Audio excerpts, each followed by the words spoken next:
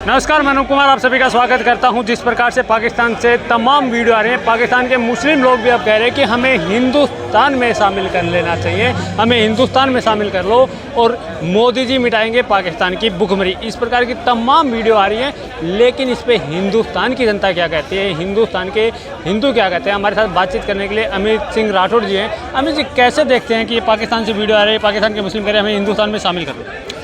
देखिए, वो उन लोगों को अब पाकिस्तान के अंदर जो हमने 65 करोड़ रुपए दिया था ना उनको, वो ख़त्म हो गया और परमाणु बमों की जो खेती थी वो रुक गई है और भीख मिलना हो गई है बंद।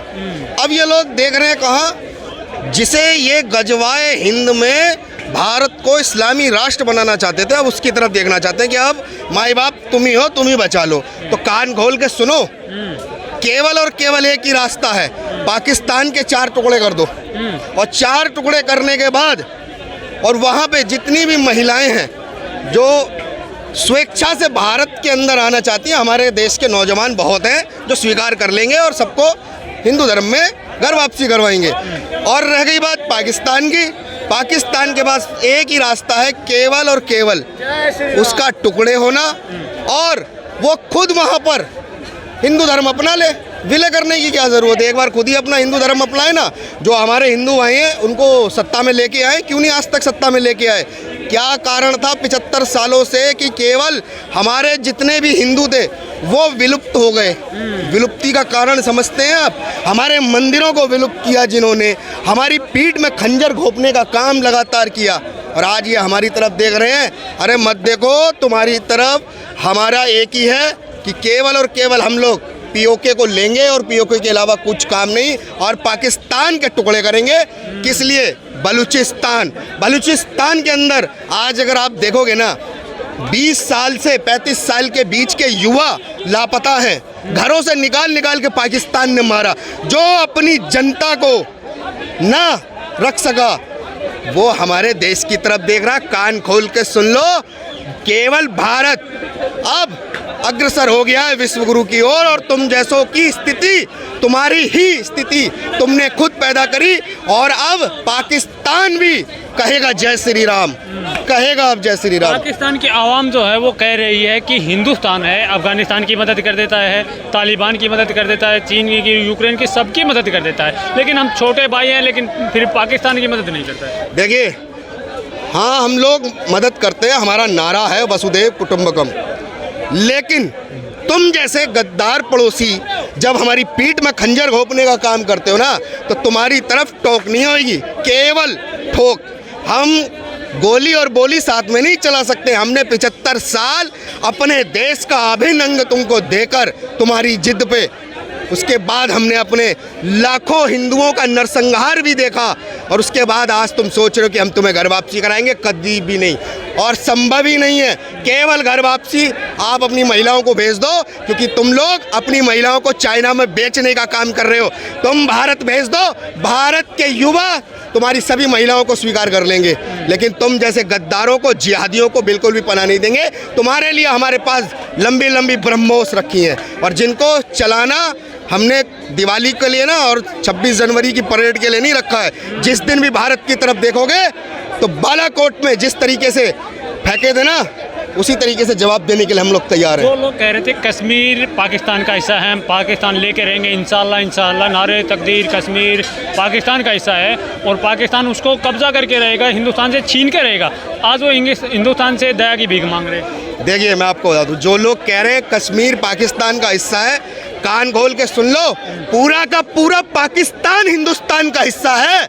और याद रखो, जिस दिन अपनी पे आ गए सालों, पाकिस्तान में चुपचाप चद्दर ओढ़ के धर्म बदल लोगे। जिस दिन सारी की सारी मिसाइलें तुम्हारी तरफ तान दी, औकात में रहो तो कायदे में रहोगे। अभी एक हाथ में कटोरा है, कहीं ऐसा ना हो दूसरे हाथ में पूरा थाल आ जाए, क्योंकि तुम्हारी स्थिति केवल अब जहन्नुम के दोजक में जाने वाली है, और वहीं जाओगे और वहीं 72 हूरों के पास अपने हिसाब गिनवाओ जाके। छोटा भाई बड़े भाई से दया की भीख मांग रहा है, हेल्प मांग रहा है, मदद मांग रहा है, तो कर देनी चाहिए ना? नहीं साहब, ये भाई नहीं है, ये भाई के भेष में वो राक्षस हैं जो केवल हमारी ओर अगर अपने बच्चों को भी शिक्षा देते हैं ना, तो कहते हैं कि पड़ोसी मुल्क हमारा दुश्मन है।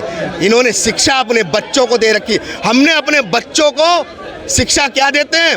हम अपने मंदिरों से एक ही शिक्षा देते हैं कि विश्व का कल्याण हो, और ये क्या कहते हैं अपने बच्चों से कि पड़ोसी देश का नाश हो।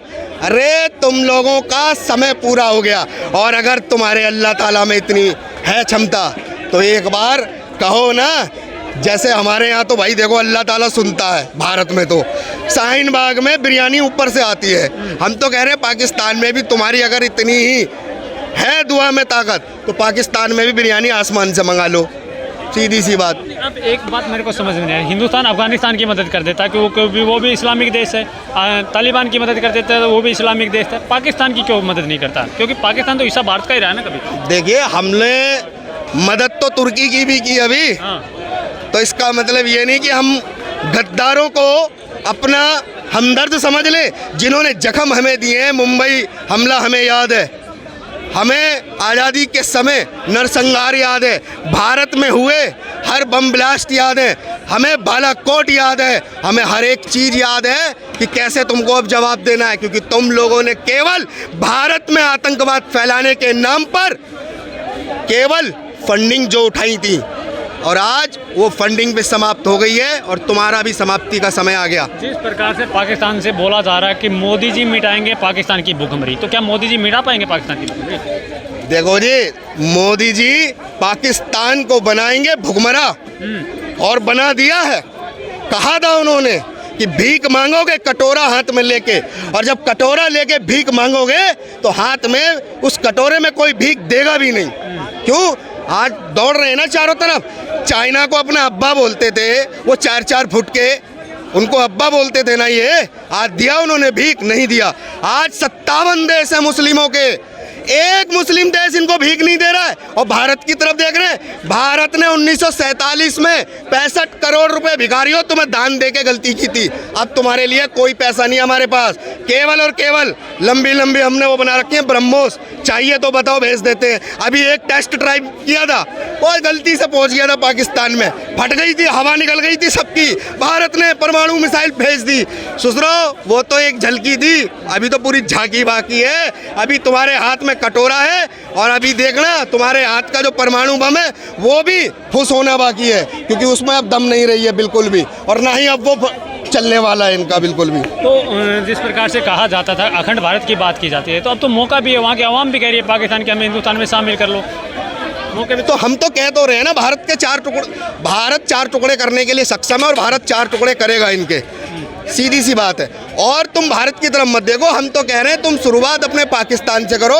सबसे पहले तुम वहीं पर हिंदू धर्म अपना लो, सीधी सी बात है। जब अपना लोगे तो हम देख लेंगे कि तुमको भीख देनी है या नहीं देनी है, क्योंकि तुम्हारी हरकतें भी तो वो वाली होनी चाहिए।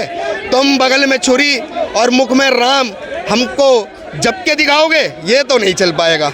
अगर मोदी जी पाकिस्तान के मुस्लिमों को हिंदुस्तान में शामिल करता है तो हिंदुस्तानी उनका वेलकम करेंगे या भीड़ कम करेंगे?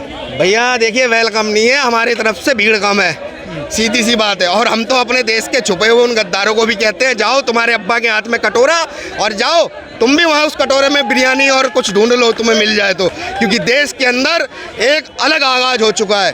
भारत के युवाओं ने अपनी पीढ़ी के लिए विरासत में हिंदू राष्ट्र देने का संकल्प कर दिया है, और अखंड हिंदू राष्ट्र हमारा है और रहेगा। और रह गई बात पाकिस्तान के विलय की, पाकिस्तान को विलय करने की ज़रूरत नहीं है, अपनी बेटियों को भेजें और पाकिस्तान वहीं हिंदू धर्म में विलय हो जाए, बस यही चाहते हैं हम।